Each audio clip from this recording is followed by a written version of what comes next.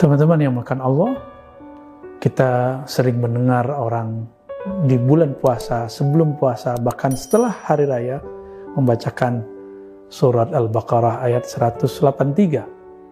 Yang saya tidak usah bacakan karena hampir semua orang hafal, bahkan yang tidak berpuasa.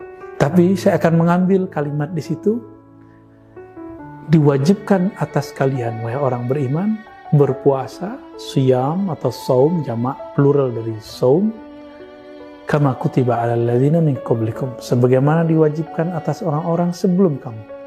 Siapakah orang-orang sebelum kamu itu? Nabi Muhammad, orang-orang sebelum beliau adalah Sayyidina Ismail, Sayyidina Ishaq. Mereka adalah pendahulunya Rasulullah SAW. Min qablikum, orang-orang sebelum kamu. Artinya, puasa itu adalah salah satu amalan yang tua. Apakah sebelum Nabi Ibrahim ada? Ada. Bahkan Sayyidina Adam disebutkan oleh Imam Ibnu Katsir dalam Al-Bidayah wa Nihayah ketika bertobat, fatalaqqa Adam, ya, fatalaqqa, ketika Adam bertalaqi menghadap kepada Rabb-nya dengan beberapa kalimat, fataba alaih, maka Allah menerima tobatnya. Di dalam riwayat itu ada beberapa hal-hal yang agak sulit kita bayangkan. Berapa lama beliau menyebutkan 40 hari, 40 tahun. Namun yang paling masuk ke dalam logika kita hari ini, karena itu pernah terjadi di zaman Izzuddin bin Abdis Salam, 40 hari, 40 malam. Bahkan dalam Bible sendiri, orang-orang Israeliat sangat paham ini, Nabi Musa di dalam Goa Tursina itu tidak makan, tidak minum arba'ina yauman, 40 hari. Kenapa digenapkan dari 30 jadi 40? Karena beliau mencuci mulutnya, karena merasa bau, disebabkan oleh berpuasa. Dan itu riwayatnya sahih. Teman-teman yang makan Allah, maka yang pertama berpuasa di muka bumi ini adalah Sayyidina Adam. Beliaulah Khalifatullah fil ard, Khalifah Allah pertama di bumi, yang kemudian dia berpuasa sebagai bentuk pertobatan. Jadi puasa itu adalah bentuk cara kembali kepada Allah dengan cara memutuskan hubungan diri dari selain Allah. Itulah yang disebut salah satu tobatnya badan. Jadi tobatnya badan adalah puasa.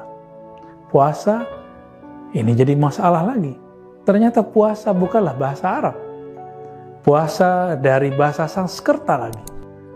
Upawasa atau taqarrub ila wahidil ahad, mendekatkan diri kepada yang Maha Esa.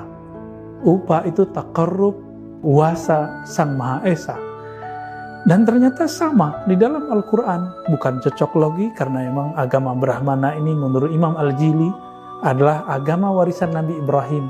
Meskipun kemudian ada perubahan, sebagaimana terjadi perubahan dalam agama-agama Semitik. Apa itu? La'allakum tattaqun. Puasa itu agar kamu menjadi orang yang dekat kepada Allah dengan takwa. Berarti maknanya sama. Dan ini disebut munasabat as-sahihah. Kesamaan, kesesuaian yang sahih. Ternyata mereka juga punya puasa. Orang-orang zaman dahulu ada puasa. Dan itu berlanjut sampai hari ini. Di kalangan ahli kitab sampai hari ini ada puasa. Di kalangan orang-orang agama Brahmana sampai hari ini ada juga puasa. Teman-teman yang melakukan Allah, lalu apa yang jarang dieksplorasi oleh orang ketika membahas, menakar, menyentuh bagian terdalam dari puasa? Ternyata hadis yang masyhur tapi jarang kemudian dibaca, yaitu as-siyamuli. Hadis qudsi Allah berfirman, as-siyamuli. Saum itu dalam bahasa Ibrani disebut zoum atau ta'anit, menahan diri dari makan, minum, dan berjima. Itu adalah untukku. Tapi ternyata maknanya lebih luas. Menahan dirimu daripada selainku, itulah yang disebut li. Itulah li bagiku. Inilah yang dikatakan oleh Imam Ibn Arabi. Orang yang berpuasa, sebenarnya dia telah wusul kepada Allah. Karena Allah langsung mengatakan li. Dia milikku. Maka sang saim, orang yang puasa itu, dia langsung dalam genggaman Allah Subhanahu wa ta'ala. Tinggal kesadaran dia kepada Allah. Di mana bentuk kesadaran itu muncul? Ketika di lafaz hadis, di pertengahan hadis, Nabi kemudian mengatakan, idza sabahu ahadun aw syatamahu. Jika ada seseorang mencaci makinya atau mengata-ngatainya, falyaqul inni sha'im. Katakanlah aku puasa. Maka saat itulah puasa naik dari puasa fisik menjadi puasa non fisik, puasa emosi. Emosi bukan pada fisik, emosi itu ada pada nafsiyah kita. Ini disebut dengan saum nafsiyah. Kalau tadi saum badaniyah, istilah mungkin baru tapi sebenarnya hampir sama dengan istilah-istilah yang sebelumnya. Selama ini kita baru puasa lapar haus, disebut saum badaniyah. Namun Nabi menghendaki, ayo naik lagi menjadi puasa nafsiyah, puasa menahan gejolak diri. Jika ada di sosmed kita orang berkomentar kasar, kita tidak usah layani. Bahkan kalau perlu kita tinggalkan. Jika terganggu, blokir saja, supaya tidak mengganggu layar-layar indah yang kita lihat setiap hari itu. Teman-teman yang dimuliakan Allah. Namun kemudian kita kembali ke hadis yang tadi. Nabi mengatakan, orang yang berpuasa itu bau mulutnya lebih harum di sisi Allah, bukan di sisi makhluk. Daripada apa? Daripada rihil misik, daripada kasturi. Apakah ini bau harum yang fisik? Tentu tidak. Nabi SAW lagi berbicara keharuman rohani. Keharuman yang dulu Sayyidina Musa pernah terlewatkan. Jadi beliau ketika 30 hari tercium olehnya bau mulutnya, lalu beliau bersiwak. Apa kata Allah lewat malaikat? Engkau sempurnakan 10 hari lagi. Itu sebabnya Nabiullah Musa mengenapkan menjadi 40 hari. Karena beliau terganggu oleh bau mulutnya. Padahal Allah suka dengan bau mulut itu. Sahabat-sahabat dimakan Allah, maka 3 poin di hadis ini. Pertama, Allah mengatakan, puasamu itu puasa apa? Inilah puasa yang boleh kita sebut puasa qalbu, puasa ruh.